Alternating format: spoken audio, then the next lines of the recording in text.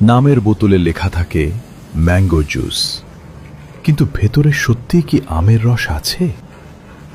এই গল্পটা শুরু হয় এক ফোঁটা জল দিয়ে, তার সঙ্গে মেশে চিনি সিরাপ, স্টার্চ, কৃত্রিম ফুড কালার, আর সব শেষে মাত্র কয়েক ফোঁটা ম্যাঙ্গো পাল্প।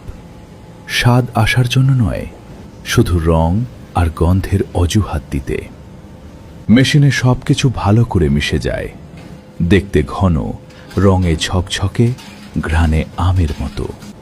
কিন্তু এটা জুস বানানো নয়, এটা ফর্মুলা বানানো।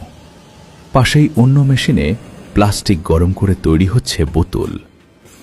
গরম প্লাস্টিকের গন্ধ তখনও বাতাসে।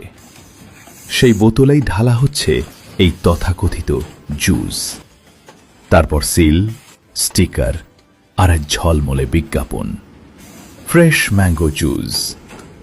হ্যাঁ, ধরেই নিন, সবকিছু প্রপার হাইজিন মেনেই করা হচ্ছে। হাত ধোয়া আছে, মেশিন পরিষ্কার, ফ্যাক্টরি ঝকঝকে। কিন্তু প্রশ্নটা এখানেই, পরিষ্কার হলেই কি খাবার পুষ্টিকর হয়ে যায়?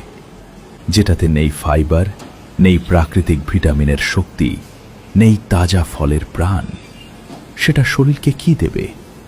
এটা তেষ্টা মেটায়, কিন্তু শরীর ভরায় না। এটা জীবকে খুশি করে, কিন্তু স্বাস্থ্যের সঙ্গে আপোস করে।